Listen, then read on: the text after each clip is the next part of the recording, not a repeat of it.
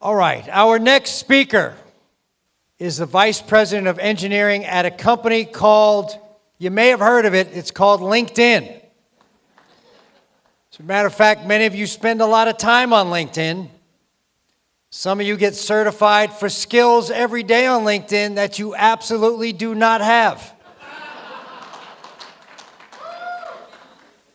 Personally, I get invitations from people who say, we have so much in common, let's connect. In spite of that, it's a program, it's a company that has made a huge, huge difference in all of our lives. Please help me welcome the Vice President of Engineering at LinkedIn to talk about the importance of STEM in underserved community, Aarthi Vidhyasagar. Hey everyone. Really tough acts to follow. I think I'm just an engineer at heart. So, Charmaine was mentioning, it's hard to say no to Ayesha. So me standing here is a result of my inability to say no to her. But I thank you for this opportunity. It's a huge privilege to be here. The work that all of you are doing is so important. And I think this is just absolutely amazing. So thank you for having me here. So hey everyone, Aarthi. And when I talked to Ayesha, she said, hey, talk about STEM, importance of STEM. And I'm like, I can do that. I am as steeped in STEM as possible. So how many of you, raise hands, are STEM engineers, math majors, science? I'm assuming this is most of the team here is steeped in STEM. I was raised in a family of 5 engineers. Mom and dad are engineers, so engineering is all I knew how to do. Have the privilege of working for a company called LinkedIn, and we don't generally, certify you for skills that you don't have.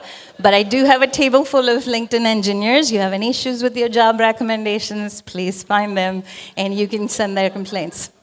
So anyways, let's talk a little bit about LinkedIn. LinkedIn is one of those companies. I spent about 18 years of my life working in procurement, making companies richer. And LinkedIn came by, and it was a company with a mission, a vision. And when you're 40-something, you're looking for, something meaningful in life, yeah? So you just don't want to be writing code and making things more efficient, etc. So anyways, so the mission for LinkedIn is very simple, which is connecting the global workforce to opportunities. It's global workforce, so it's everybody. Clearly, we don't reach everybody. We have 1 billion members today, but that doesn't cover even any percentage of the underserved, for example. Only 30% of women are in professional roles, which is the population that LinkedIn has got. So we have a long way to go in terms of actually achieving that mission.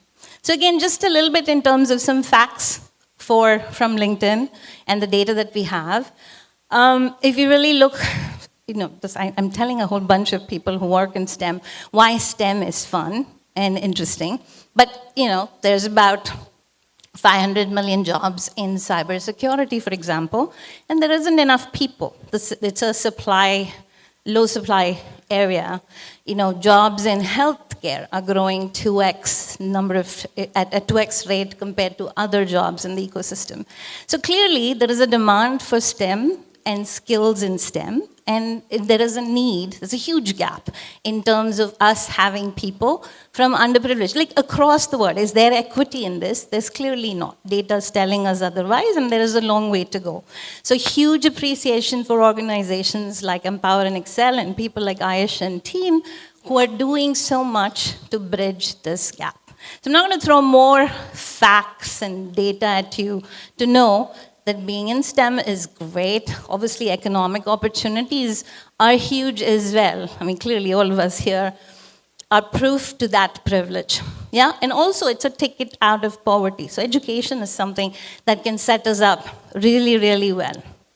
So if you really think about education here, it's not just the economic upside of having a degree in STEM, right? It's also the knowledge, the reasoning, the critical thinking that comes with it. So imagine a young mother in some corner of Africa who's empowered to understand what healthcare needs are, is empowered to make those decisions on immunization for her child. You've now empowered a mom, a village, and a generation in being able to provide that education. So the power of STEM and education is huge. Again, I'm not going to throw more facts, so I will share a very deep and personal story here. My parents come from very meager means. My father grew up in an area called Khairatabad in Hyderabad. How many Hyderabadis here? And he came from a family where his parents did not have even a high school education. So when he was in high school, he studied by streetlights because they couldn't afford electricity. And he needed to go to an English medium school. So he used to tutor kids so he can make money and go to an English medium school. And then his empower and excel was his mother. She was his champion. She sold her jewelry without telling my grandfather and made sure that he studied. Now, he went on to study in IIT. It's one of the top premier institutes in India. He served in the Indian Army. He was responsible for very, very high-tech, like bringing missiles and guidance systems to the Indian Army while he was serving. Once he retired, he moved to the United States, taught in various universities in US, Canada, etc. Now he has 3 kids, me being one of them. All 3 of us went to IIT. We are here. I'm here today talking to you all in a place of privilege. Again, this is a story of whatever we do here today is going to ensure that an Aarthi is going to come here tomorrow and stand here and talk about how we went from poverty to privilege, and we all in this room could have made a difference for it. So again, thank you all for being here. Appreciate you having me. Have a good time.